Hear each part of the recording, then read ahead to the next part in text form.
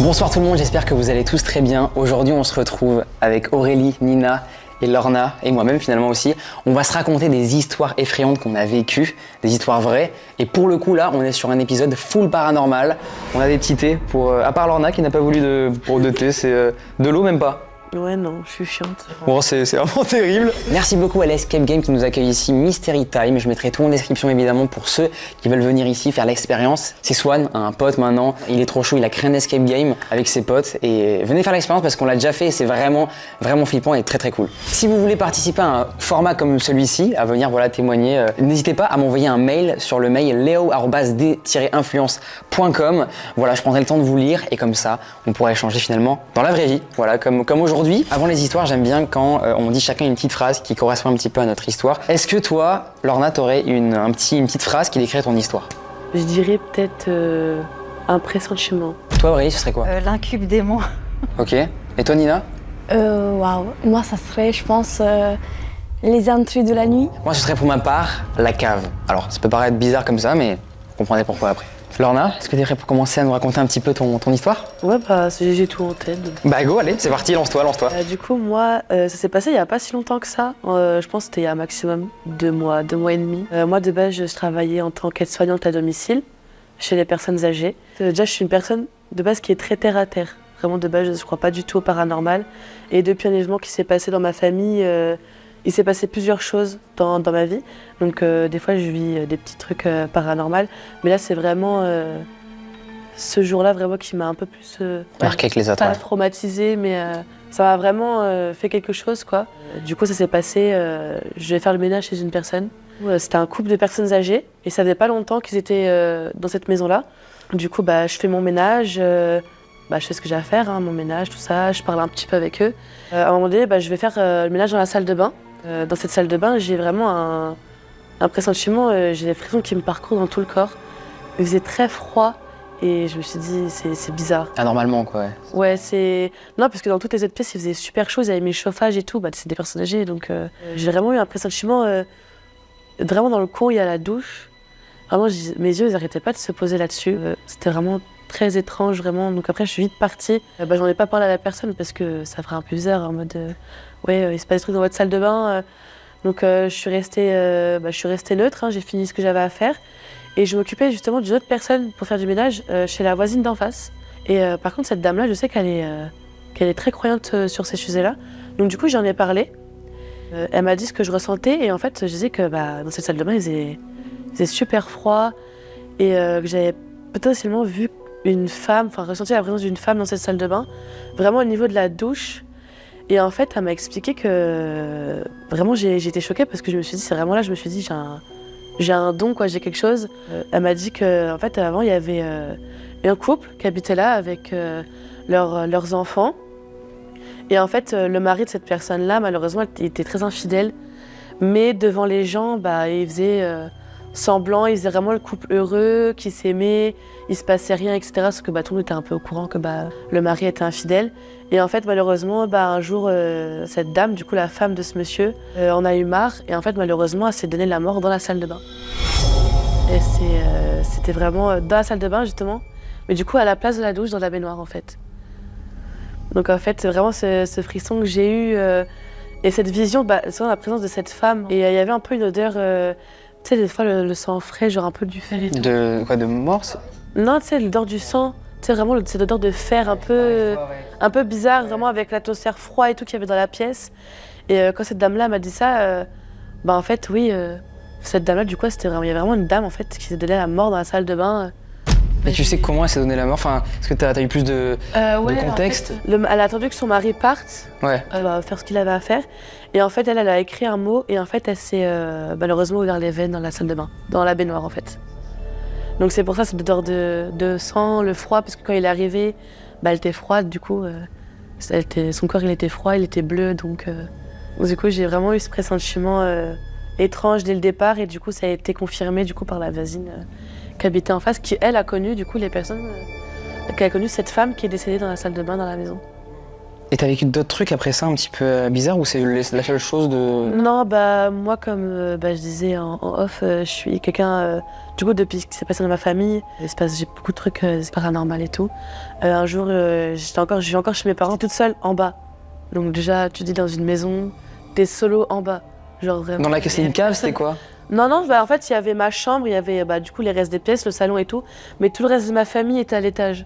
J'étais sur mon PC tranquillement, donc j'étais allongée sur le ventre, en long sur mon lit. Et en fait, d'un coup, il y a eu un... tu sais, quand on s'assoit, il y a... La forme du drap qui change. Comme une personne en fait, qui s'était assise à côté de moi et j'ai flippé parce que c'est vraiment la toute première chose paranormale que j'ai vécue ce jour-là. Et après, je me suis relevée. Et moi, j'ai toujours compris qu'il fallait vraiment bien parler aux esprits, parce qu'on ne sait jamais si on peut tomber sur quelqu'un de malveillant ou quoi. Donc j'ai dit tu veux partir s'il te plaît, puis la femme vraiment elle s'est relevée quoi. Et après mon lit après il était tout lisse quoi. Et vraiment ça m'a choquée parce que j'étais vraiment 2 cm vraiment de ce trou dans mon lit quoi. J'étais en mode puis d'un coup comme ça. Et tu l'as vu devant tes yeux comme ça, le truc s'affaissait? Bah il y avait mon ordinateur portable et ma tête et vraiment là dans le coin de mon lit quoi. Et t'as ressenti une ambiance particulière qui a changé Dans ma chambre, non. Ou pas forcément? Non, après, c'était vraiment la nuit. Moi, je suis quelqu'un qui fait beaucoup de paralysie du sommeil. Ah, ok, ouais. Mais vraiment, je vois des choses, des fois, des ombres, tout ça, en dehors de mes paralysies du sommeil. C'est un don que j'ai hérité de mon arrière-grand-mère, qui, elle, a fait du pendule, tout ça. Toi, j'en ai jamais fait. Moi, vous en avez déjà fait, vous, des paralysies du sommeil? Oui, mais moi, justement, mon histoire va beaucoup sur ça, ouais. Okay. J'en ai jamais fait, j'aimerais pas en faire, ça me terrifie. C'est pas traumatisant, mais t'es là, des fois, tu dors, tu te réveilles, t'arrives pas à bouger, et d'un coup, tu vois un mec, en fait, au bout de ton lit, vraiment une grosse forme noire et tout, et moi, vraiment, la dernière fois que j'en ai fait une, c'est le mec qui s'est approché de moi, et vraiment, il était collé à mon visage, j'ai fermé les yeux, et je me suis réveillée. Je pense que c'est le cerveau, pour moi, c'est un truc du cerveau. Il y a vraiment, c'est parfois des démons, en fait, qui viennent dans ton sommeil, quand t'es une personne vulnérable, en fait, c'est vraiment quand t'as une âme un peu vulnérable, ou t'es quelqu'un vraiment de fragile sur ces sujets-là. Ils viennent en fait dans ton sommeil la plupart du temps et ils font des trucs comme ça quoi. En mode ils vont te faire peur. Moi des fois j'entends des enfants courir, ils crier et tout, rigoler. Mais quoi, c'est paralysie du sommeil? Non, un jour j'ai fait un urbex dans un orphelinat abandonné et j'entendais des fois des enfants parler, des enfants rigoler et tout. C'était vraiment spécial. Avec le vécu, à mon avis, ça m'étonne pas trop. Ouais. Ok. Bah, merci beaucoup Lorna, on peut t'applaudir, merci, bravo. Hein. C'est fou, hein. De base, t'es vraiment quelqu'un de terre à terre, tu crois pas à ça. Et il s'est passé un truc dans ta famille, vraiment il s'est passé un décès dans ma famille. Et depuis ce décès-là, que des trucs comme ça. Des trucs qui tombent de mes étagères, ma télé qui s'allume toute seule. D'après, des fois, ces personnes-là, ils vivent des choses aussi, mais ils veulent pas vraiment en parler parce qu'ils ont peur en fait du regard et du jugement des autres. En fait. C'est ça, comme disait Nina, elle me disait mais non, mais personne va me croire et tout quand je vais raconter. Ouais, on va prendre une folle, on va me dire que c'est... C'est ça, mais pas du tout, faut être hyper ouvert sur le sujet. Bah écoute, merci beaucoup Lorna. Je t'en prie. Et Aurélie? Oui, voilà, je vais vous raconter mon histoire. Voilà, donc, ça s'est passé en août 2010. Et donc en fait, je suis partie c'était les grandes vacances et avec un ami, on est parti vers Biscarrosse. Enfin, on voulait aller en camping à Biscarrosse. Et donc on est parti un lundi après-midi, mais un peu tard, pour aller à Biscarrosse. Il était 16h30. Donc voilà, il n'y avait pas moyen de partir plus tôt. Voilà, on a commencé à faire la route et tout, partant de Versailles. Et à un moment donné, moi je lui ai dit sur la route, je lui ai dit j'aimerais bien qu'on aille... je ne voudrais pas arriver dans le camping dans le noir comme ça. Pour ouvrir la tente dans le noir, je te propose qu'on aille dormir à l'hôtel. Alors lui, il ne voulait pas. Il n'était pas très chaud.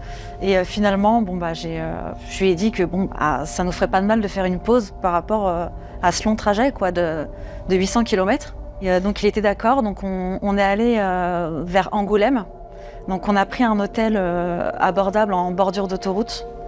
Et on est rentré dans cet hôtel et on est rentré dans la chambre. Au début, tout se passait bien, on rigolait, tout ça. Il y avait sa fille aussi. Arrive le moment où on va se coucher, quoi. Enfin, on va dormir. Et donc on s'allonge dans le lit de place. Je commence à fermer mes yeux, etc. Mais en fait, il s'est passé quelque chose à ce moment-là. J'ai ressenti une présence sous les draps, carrément. Alors... Pour ça, c'est sous les draps? Ouais. C'était quelque chose de vraiment bizarre. J'ai vraiment senti quelque chose... Alors au début, j'ai senti quelque chose tournoyer dans la pièce. Enfin, je voyais pas, mais je ressentais le côté invisible de l'entité qui passait sous nos draps, carrément, quoi. Au début, je comprenais pas. J'ai dit à David, qu'est-ce que t'en penses? Enfin, tu ressens pas quelque chose? Il me dit, non, je ressens rien. Je fais, bon, bah dommage. Moi, je ressens les choses. Ce qui s'est passé, c'est que plus on avançait dans la soirée, bah, plus cette entité, moi je la ressentais, quoi. Elle était vraiment... En fait, elle était pas loin de moi. Et je sentais qu'elle voulait tout le temps m'embêter, quoi, parce qu'il y avait mon oreiller. Puis en fait, elle frappait sur chaque côté de mon oreiller pour ne pas me laisser dormir. Donc j'ai pas fermé l'œil de la nuit. J'ai dit à David, viens, on s'en va, on reste pas ici. Et lui, il voulait pas partir. En plus, il y avait sa fille et tout. J'ai pas fermé l'œil de la nuit, donc. Et en fait, cette entité, je sais qu'elle était pas loin de moi et elle faisait tout pour que je dorme pas, quoi. Du coup, je pense qu'elle voulait m'attaquer. Mais moi, comme je suis protégée, enfin, je suis croyante et voilà, je suis protégée. Bah, en fait, j'ai sorti mon chapelet du sac et puis j'ai commencé à faire des prières. Et du coup, bah, bon, l'entité était toujours là, hein. Elle n'est pas partie. Moi, j'ai dit à David, ça peut pas continuer comme ça, faut qu'on arrête, quoi. Enfin, ça peut pas continuer. Ce qu'il a fait, c'est qu'il a sorti une croix en bois avec le Christ en fer dessus sur la croix. Et il a dit, bah, je vais mettre cette croix à l'entrée de la chambre, là, et puis on verra bien ce qui se passe. Comme ça, on sera protégé. Donc, à l'entrée de la chambre, sur la fenêtre. Moi, j'ai pas fermé l'œil de la nuit. Et au petit matin, David, il a retrouvé la croix d'un côté et le Christ de l'autre. Voilà, donc ouais. Oh my God. Et il a dit, ouais, là, tu vois, concrètement, on a le détail de ce qui s'est passé, quoi. C'est une entité démoniaque, je pense. Et là, après, j'ai fait des recherches et pourquoi j'ai appelé ça l'incube démon? Parce qu'en fait, il y a des démons qui veulent s'emparer des femmes, qui veulent avoir un rapport sexuel, en l'occurrence. Et voilà, après, bah, je dis ça parce qu'il était passé sous les draps. Je pense que oui, cette entité, peut-être qu'elle avait une idée derrière la tête, mais oui, c'est clair qu'elle voulait m'attaquer. Elle voulait peut-être rentrer en moi. Mais voilà, j'ai eu affaire à cette entité et bah, je peux vous dire que c'était pas marrant. Alors le lendemain matin, au petit déjeuner, on en a parlé aux hôtes de l'hôtel. On leur a raconté, parce qu'on avait quand même peur. Enfin, on était sous le choc. Ils nous ont cru tout de suite. Enfin, il n'y a pas eu d'affront. Donc, je pense que dans leur hôtel, ils se doutent qu'il y ait des choses un peu bizarres qui se passent. Enfin, je pense, parce que quand on leur a appris la nouvelle, ils n'étaient pas stupéfaits. Ils ont dit par la suite qu'ils allaient en parler à la direction. Mais voilà, pour vous dire que c'était une expérience traumatisante.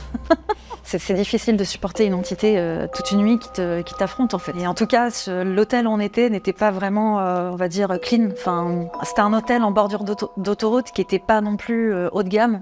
Enfin, l'hôtel était un peu pourri, voilà. Bon. Mais voilà, il y a eu cette entité. Et surtout qu'ils n'étaient pas surpris de ce que tu lui as dit. Du coup, peut-être que d'autres personnes lui ont dit la même chose. Peut-être, tout à fait. Mais en vrai, le truc du Christ et la croix qui se sont séparés. Bah, merci beaucoup Aurélie, on peut l'applaudir en vrai. Bravo Aurélie pour avoir raconté ça. Bravo, on s'applaudit. Tu peux t'applaudir. Non, je dis pas. T'es beaucoup trop humble, c'est cool.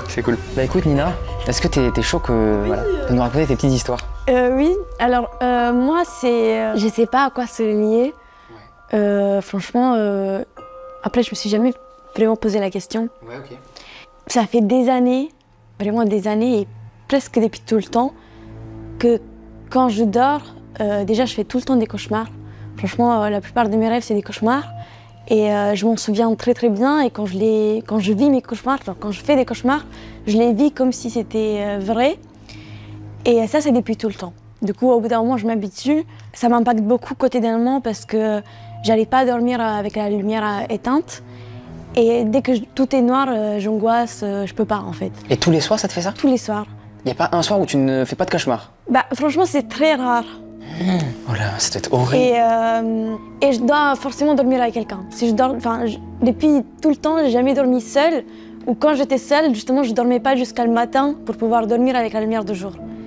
Parce que la nuit, c'est horrible, genre c'est tellement intense tout ce que je vis que si je suis seule, je peux pas le vivre en fait. J'ai l'impression de mourir. Justement, ça m'est déjà arrivé de faire des cauchemars où j'avais l'impression que si je me réveillais pas, je mourrais dans le cauchemar en fait. Genre, je sais, à un moment, j'étais à l'internat, j'avais 17 ans. De la nuit, j'ai fait un cauchemar horrible. J'étais en Moldavie, dans ma maison d'enfance.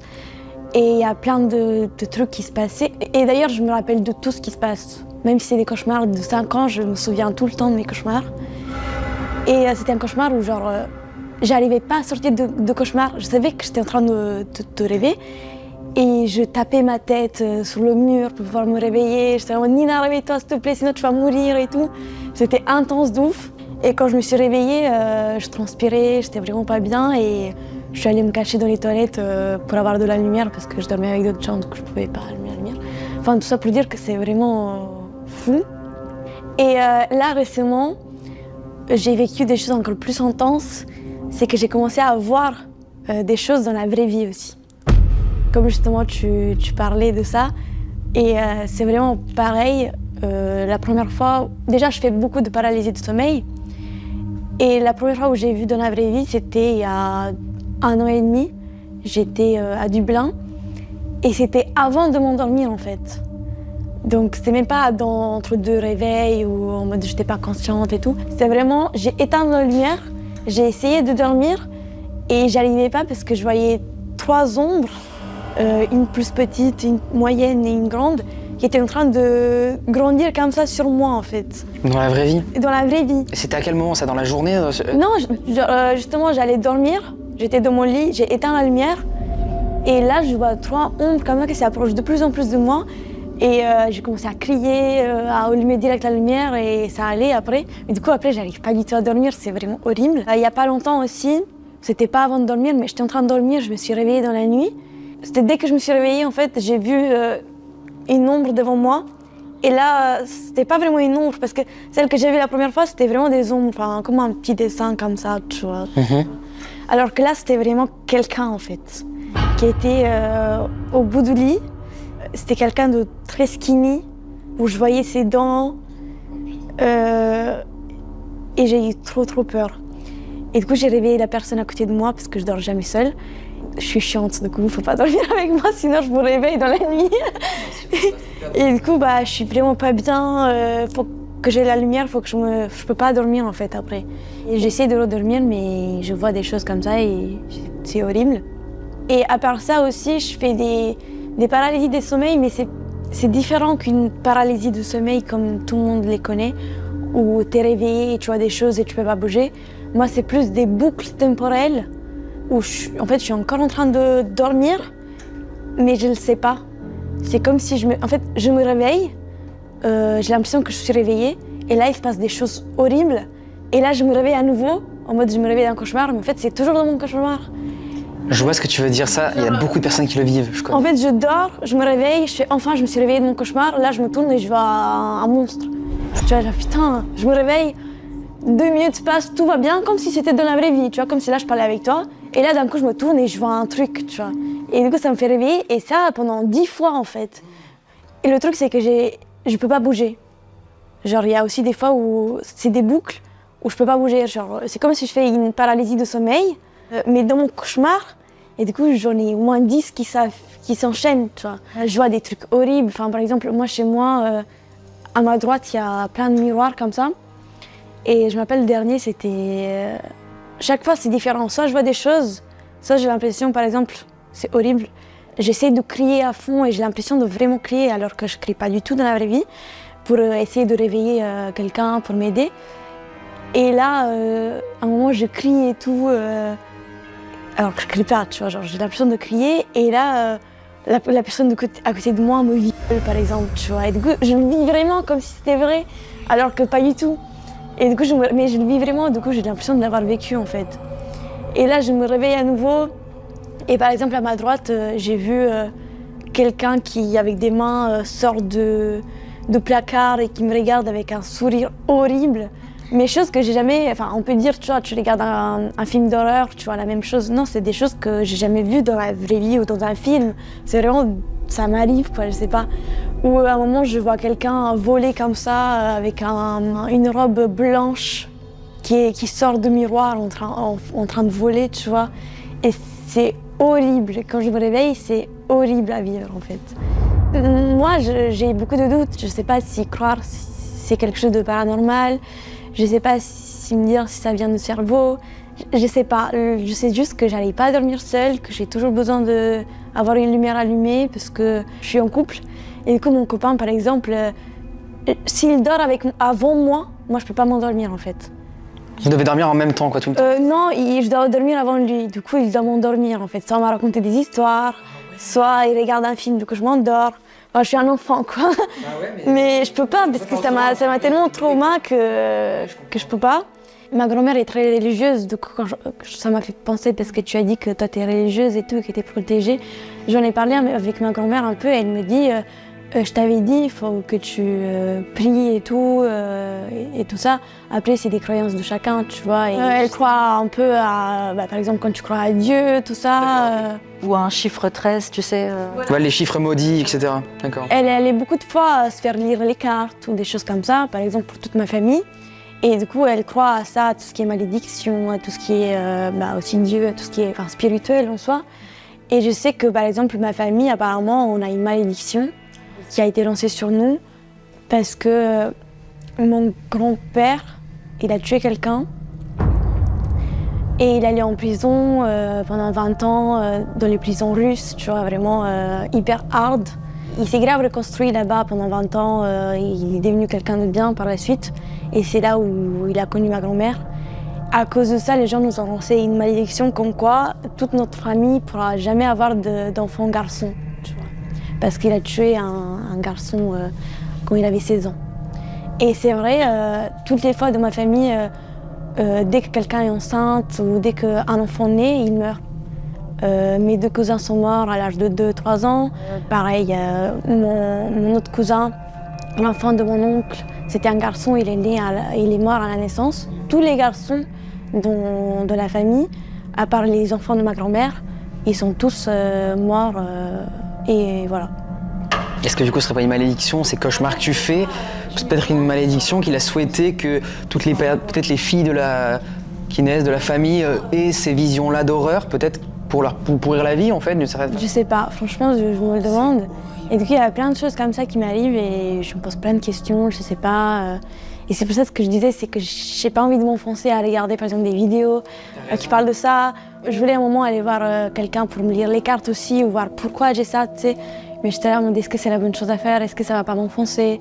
Je sais par exemple que quand j'ai vu la personne devant moi, devant mon lit, skinny, quelqu'un de très grand et tout, à ce moment-là, j'ai eu une envie de lui parler, tu vois. Parce que ça m'est arrivé une fois et j'ai tout de suite paniqué. Alors qu'à ce moment-là, je suis restée un peu plus à regarder son visage, mais j'ai pas réussi. Et je me suis dit que si jamais ça m'arrive, j'aimerais essayer de lui parler, mais je me pose des questions. Est-ce que c'est peut-être pas pire? Est-ce que peut-être je m'enfonce pas plus d'aller vers ces entités-là, tu vois? De comprendre, en vrai, c'est bien, comme tu le fais, c'est cool, mais c'est vrai que c'est dur de savoir. Bah ouais, c'est dur de savoir. Est-ce que même quand tu vois, j'entends plusieurs choses comme ça, du coup je suis là en mode, ah putain, en fait, je suis peut-être pas folle en fait. Mais tu sais, par exemple, les deux choses sont arrivées d'autre part aussi. Quand j'étais à l'internat, quand j'étais à Dublin, dans un Airbnb, chez moi, ça m'arrive. C'est un truc qui est attaché à toi. Là, je pense, c'est pas par rapport au lieu. Ouais, je pense pas que ça soit par rapport à lieu. C'est moi, la nuit, je fais des choses horribles et ce qui est le plus chiant, c'est vraiment les boucles temporelles où en même temps je fais une paralysie de sommeil, j'arrive pas à bouger, il me se passe plein de trucs et plusieurs fois. Et quand je me réveille pour de bon, je sais pas si c'est dans mon réveil ou si c'est dans la vraie vie.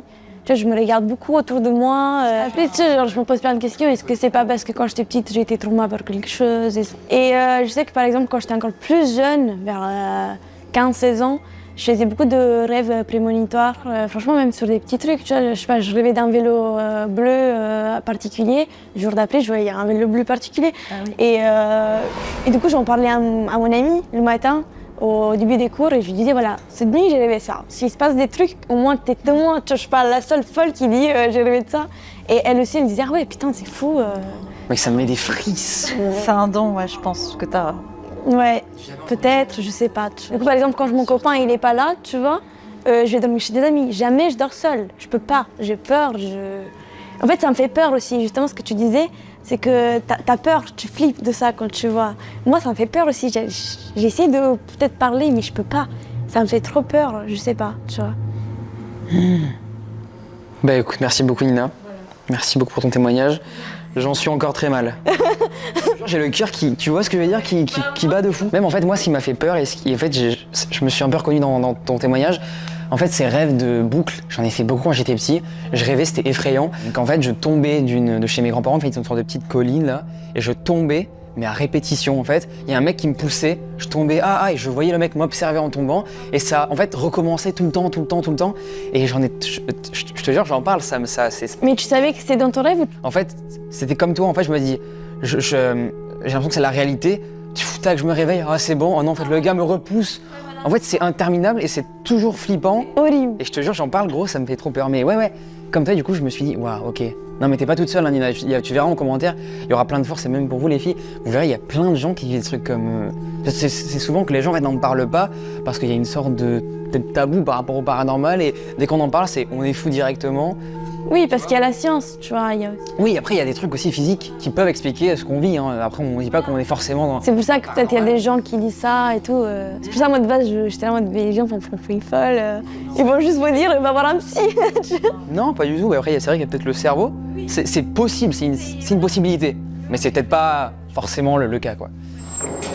Bah écoute, merci Nina. Bah avec plaisir. Je vous propose qu'on passe à mon histoire si vous avez envie. Non, on s'en fout, si tu veux. Allez, je me casse, stop. Oh les filles, franchement là, vous m'avez raconté des histoires de fous, je suis trop content. C'est du lourd. C'est du lourd.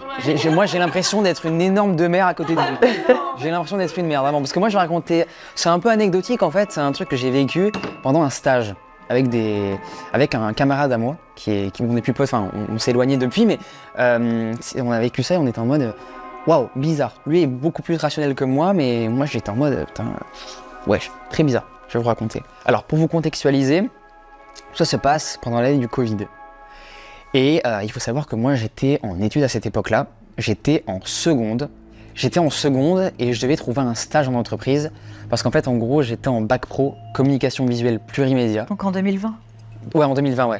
Et je devais en fait trouver un truc dans le graphisme parce qu'en fait dans ce corps d'études là, on fait du graphisme, des affiches et tout. Bon, évidemment, je n'arrive pas à trouver de stage qui correspond à ça. Du coup, je vais dans une imprimerie. Qu'un rapport, vraiment. Et par contre, l'imprimerie m'accepte gentiment, je suis plutôt content.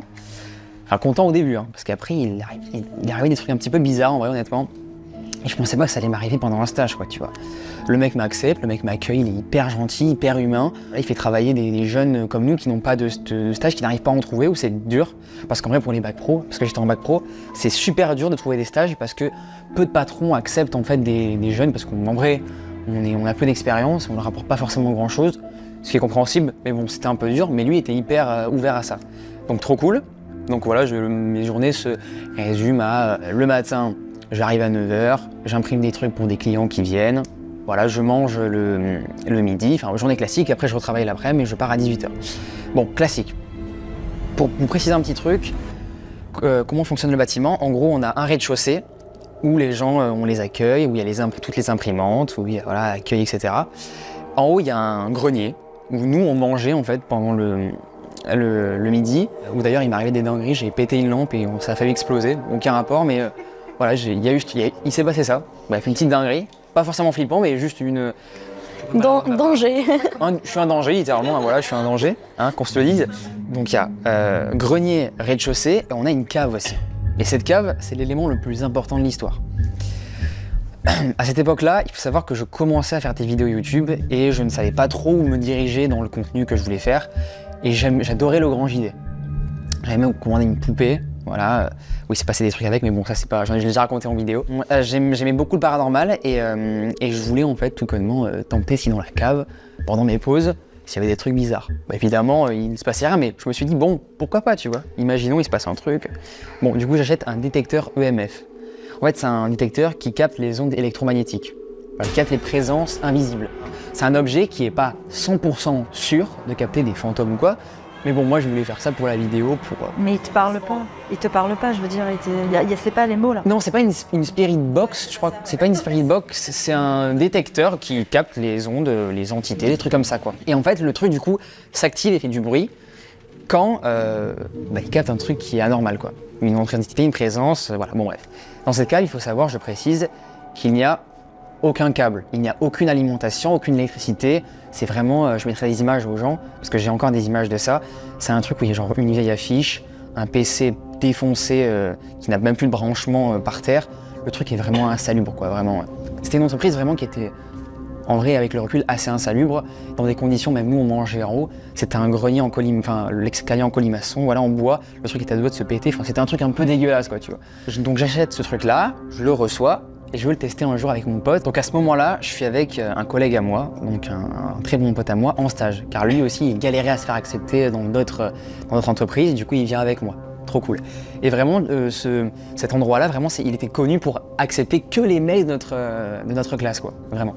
Donc voilà, trop content. Et donc je teste ce truc-là avec lui. Faut savoir que lui, il est très cartésien, il ne croit pas du tout à ça. Mais il me dit, bon, pour ta connerie de vidéo, je t'accompagne, quoi. On descend les marches. C'est assez profond, quoi. Il y a quand même pas mal de marches à descendre. Et on va dans cette pièce et tu vois, rien se passe. Tu vois, au début, genre, on teste le truc, il n'y a rien. On va que d'un côté de la cave. Dans cette partie-là, rien ne se passe. On va du côté gauche, quand tu descends les escaliers, du coup, maintenant. Hop, et dans un coin où il y a une palette en bois avec une affiche, je mettrai l'image à l'écran aux gens, le détecteur s'active. Il s'active comme ça. C'est une dinguerie, vraiment il s'active vraiment pendant longtemps. On est en mode wesh, trop bizarre. Et du coup on est un peu en flip, on remonte très vite parce que nous on est des flippettes à cette époque-là, quoi. Donc voilà, on remonte très vite, on dit au patron ouais il y a des trucs et tout. Nanana. Du coup il nous dit mais les gars arrêtez, qu'est-ce que vous racontez et tout, il nous croit pas. Le jour d'après, on reteste, on y va au même moment, ça redéclenche. On se dit mais c'est pas possible, il y a forcément un câble, une alimentation, un truc. Ça le fait encore, tu vois, mais que ici, quoi. En fait, c'est bizarre, c'est hyper localisé. Donc, on cherche partout et tout. Il n'y a rien, quoi. Il n'y a rien. Je mettrai l'image aux gens. Il n'y a rien. Il n'y a même pas de câble ou quoi. Aucune alimentation qui pourrait provoquer ces ondes électromagnétiques, quoi. Enfin, ce déclenchement. Donc, on se dit trop bizarre. 2 semaines plus tard, il y a 2 autres élèves de notre classe qui viennent avec nous. Il y en a une d'entre elles qui est connue pour voir des choses. Elle est très connectée à ça. Et on lui dit est-ce que tu veux venir en bas avec nous pour que tu nous dises si tu ressens un truc, quoi. Et elle, directement, elle est en mode non, je veux surtout pas et tout, non, je veux surtout pas. Moi, ça me fait trop peur les trucs comme ça. Je sais que je suis connecté à ce genre de choses, mais j'ai vraiment pas envie de vous accompagner. Les gars, désolé, c'est pas pour moi, quoi. Et elle nous dit finalement, je me sens trop mal là, pendant le stage, il faut vraiment que je descende. J'ai l'impression qu'il faut vraiment que je descende. Donc elle descend avec nous, moi je descends encore avec le détecteur EMF. On va dans la première partie où ça ne fonctionnait pas. Encore une fois, ça ne fonctionne pas. On va dans l'autre partie de la cave, et là, la fille qui est avec nous du coup descend et avec nous, elle regarde l'endroit et elle fait oh non il est là, faut que je me barre. Elle commence à pleurer et tout, mais vraiment elle en vient à pleurer. Et du coup nous on commence à paniquer et tout, elle remonte et tout, et genre pendant genre 1 heure, elle commence à dessiner un truc. Et genre nous on se dit qu'est-ce qui se passe mec? Et elle nous explique qu'en fait il y a une vieille dame en bas qui est accroupie comme ça, et elle nous la dessine cette vieille femme.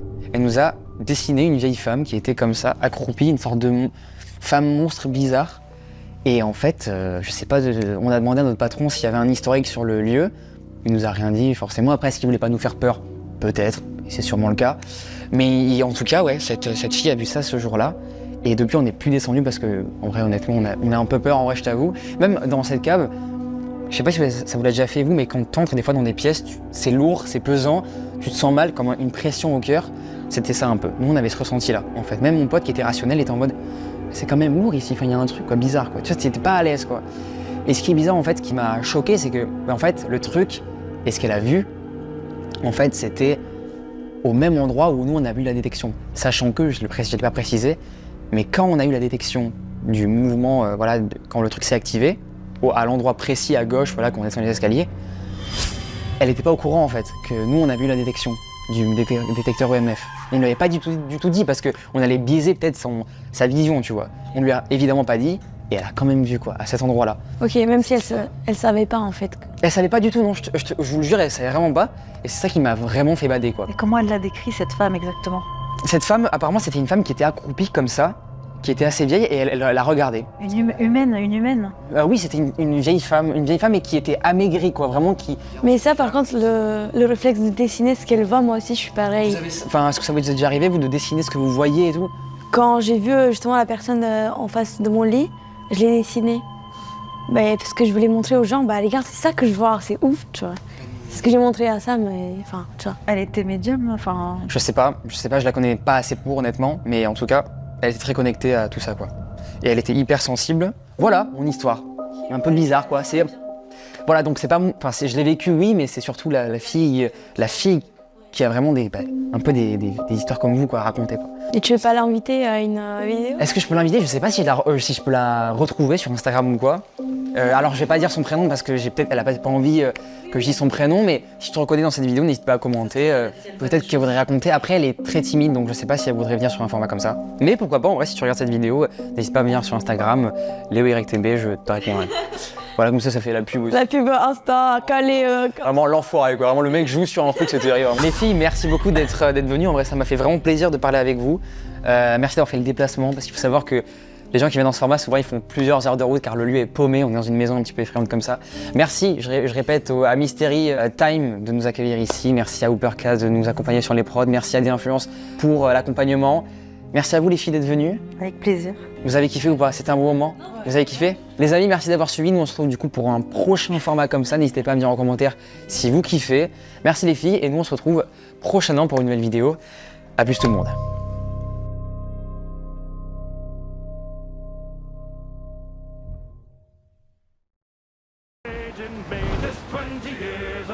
Do I have a repair kit? It's just that we're so close to home, we may as well just go to home. Nico, thank you so much for the 44 months of support to Blackjack and Hookers for my buddy. Mwah!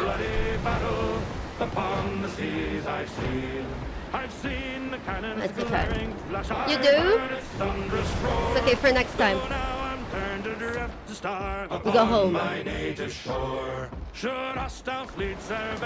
Wait. We'll just go back home? Here, let's repair the ship. Nice. And we go. The ship's under your eyes, Captain. It's just that we were very, very close. Do we go back to Bora Island? Yes, Van Helsing, I used 2 repair kits. And we'll heave the old wheel round bad. I used 2 repair kits, and then we ran out of the repair kits we had. We can equip new ones. Ship's under your hand, Captain. But the thing is, since we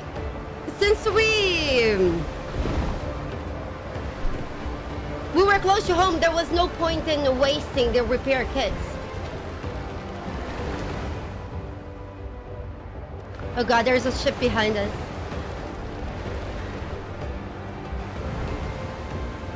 You think we can take on 3 ships? Maybe.